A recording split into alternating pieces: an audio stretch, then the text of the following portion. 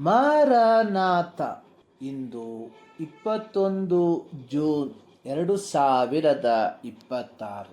ಎಲ್ಲ ದೇವಜನರಿಗೂ ಭಾನುವಾರದ ಶುಭಾಶಯಗಳು. ಸಮಸ್ತ ಭೂನಿವಾಸಿಗಳೇ, ಯೆಹೋವನಿಗೆ ಜಯಘೋಷ ಮಾಡಿರಿ. ಯೆಹೋವನನ್ನು ಸಂತೋಷದಿಂದ ಸೇವಿಸಿರಿ. ಉತ್ಸಾಹ ಧ್ವನಿ ಮಾಡುತ್ತಾ ಆತನ ಸನ್ನಿಧಿಗೆ ಬನ್ನಿರಿ. ಯೆಹೋವನೇ ದೇವರೆಂದು ತಿಳಿದುಕೊಳ್ಳಿರಿ. ನಮ್ಮನ್ನು ಉಂಟು ಮಾಡಿದವನು ಆತನೇ. ನಾವು ಆತನವರು, ಆತನ ಪ್ರಜೆಯು, ಆತನು ಪಾಲಿಸುವ ಹಿಂಡು ಆಗಿದ್ದೇವೆ. ಕೃತಜ್ಞತಾ ಸ್ತುತಿಯೊಡನೆ ಆತನ ಮಂದಿರ ದ್ವಾರಗಳಿಗೂ, ಕೀರ್ತನೆಯೊಡನೆ ಆತನ ಅಂಗಳಗಳಿಗೂ ಬನ್ನಿರಿ. ಆತನ ಉಪಕಾರ ಸ್ಮರಿಸಿರಿ, ಆತನ ನಾಮವನ್ನು ಕೊಂಡಾಡಿರಿ. ಯೆಹೋವನು ಒಳ್ಳೆಯವನು, ಆತನ ಕೃಪೆಯು ಯುಗ ಯುಗಕ್ಕೂ, ಆತನ ಸತ್ಯತೆಯು ತಲತಲಾಂತರಕ್ಕೂ ಇರುವವು. ಕೀರ್ತನೆ 101-5 ವಾಕ್ಯ. A happy God should be worshipped by a happy people.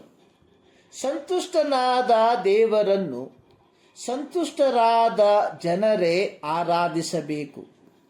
ಇದು ಚಾರ್ಲ್ಸ್ ಸ್ಪರ್ಜನ್ ರವರ ಮಾತು. ಮುಂದುವರೆಸಿ ಅವರು ಹೇಳಿರುವಂಥದ್ದು, ದೇವರನ್ನು ಅರಿಯದವರು ಅಥವಾ ತಿಳಿಯದವರು ದೇವರನ್ನು ಆರಾಧಿಸಲು ನಿರಾಕರಿಸಲಿ. ಆದರೆ ಪರಲೋಕ ರಾಜ್ಯದ ಪ್ರೀತಿ ಪಾತ್ರರು ಅಥವಾ ನಿವಾಸಿಗಳು ಆತನ ಸ್ತುತಿಯನ್ನು ಜನಾಂಗಗಳೆದುರಿನಲ್ಲಿ ಪ್ರಕಟಿಸಲಿ. ಸಂತುಷ್ಟಿ ಇಲ್ಲದ ಜನರು ದೇವರನ್ನು ಆರಾಧಿಸುವುದು ಅದು ಕೇವಲ ತೋರ್ಪಡಿಕೆಯಾಗಿದ್ದು, ಅಂತಹ ಆರಾಧನೆಯು ನಿಷ್ಪ್ರಯೋಜಕವಾದದ್ದು ಆಗಿದೆ. ವರ್ಷಿಪ್, ಆರಾಧನೆ ಎಂಬ ಪದವು ಸತ್ಯವೇದದಲ್ಲಿ ಪ್ರಪ್ರಥಮವಾಗಿ ಕಾಣಿಸಿಕೊಳ್ಳುವುದು ಆದಿಕಾಂಡ 22ನೇ ಅಧ್ಯಾಯದ 5ನೇ ವಾಕ್ಯದಲ್ಲಿ.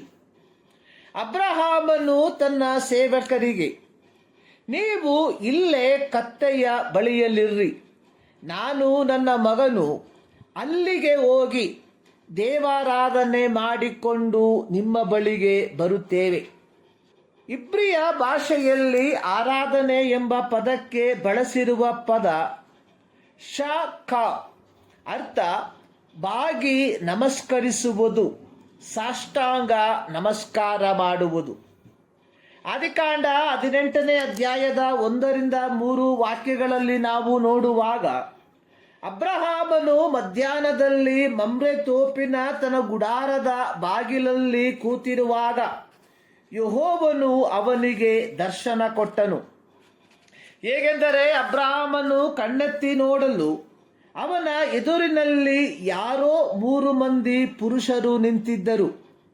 ಕೂಡಲೇ ಅವರನ್ನು ಎದುರುಗೊಳ್ಳುವುದಕ್ಕೆ ಅವನು ಗುಡಾರದ ಬಾಗಿಲಿನಿಂದ ಓಡಿ ಹೋಗಿ ಬುಗ್ಗಿ ನಮಸ್ಕರಿಸಿ, ಸ್ವಾಮಿ ದಯವಿರಲಿ, ದಾಸನ ಬಳಿ ದಯಮಾಡದೆ ಮುಂದೆ ಹೋಗಬೇಡಿರಿ.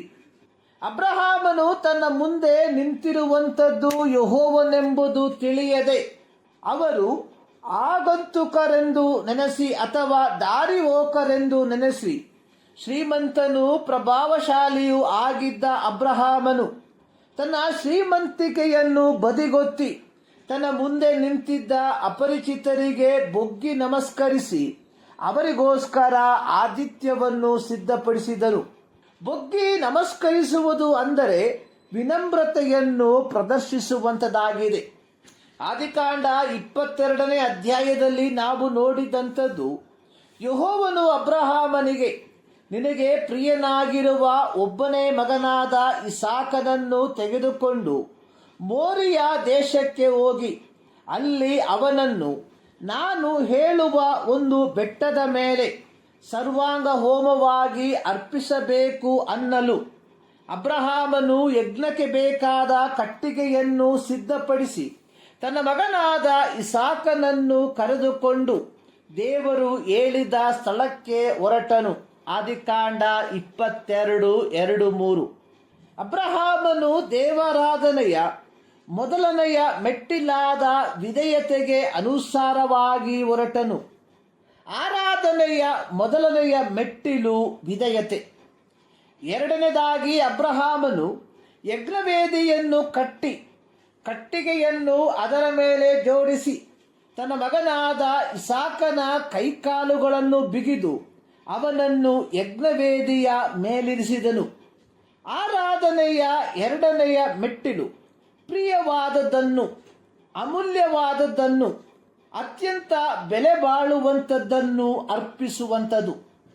ಪೌಲನು ರೋಮಾಪುರದ ಕ್ರೈಸ್ತರಿಗೆ ಪ್ರಬೋಧಿಸಿರುವಂಥದ್ದು, ನೀವು ನಿಮ್ಮ ನಿಮ್ಮ ದೇಹಗಳನ್ನು ದೇವರಿಗೆ ಮೀಸಲಾಗಿಯೂ ಮೆಚ್ಚುಗೆಯಾಗಿಯೂ ಇರುವ ಸಜೀವ ಯಜ್ಞವಾಗಿ ಅರ್ಪಿಸಿರಿ.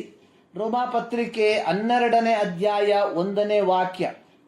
ಪ್ರಿಯರೇ, ಆರಾಧನೆ ಅನ್ನುವಂಥದ್ದು ಭಾನುವಾರದ ದಿನದಂದು ದೇವಾಲಯದಲ್ಲಿ ಹೋಗಿ ಕುಳಿತುಕೊಂಡು ಧಾರ್ಮಿಕ ವಿಧಿವಿಧಾನಗಳಲ್ಲಿ ಭಾಗಿಯಾಗುವಂಥದ್ದಲ್ಲ. ಬದಲಿಗೆ ನಮ್ಮನ್ನು ದೇವರಿಗೆ ಸಮರ್ಪಿಸುವಂಥದ್ದಾಗಿದೆ. ನಮ್ಮ ಆರಾಧನೆ ದೇವರ ಉದ್ದೇಶಕ್ಕನುಸಾರವಾಗಿರುವ ಆರಾಧನೆಯಾಗಿದ್ದೀಯಾ? ಈ ಮುಂಜಾನೆಯಲ್ಲಿ ಸರ್ವಶಕ್ತನಾದ ದೇವರು ಈ ಅಧ್ಯಯನದ ಮೂಲಕ ನಿಮ್ಮನ್ನು ಆಶೀರ್ವದಿಸಲಿ.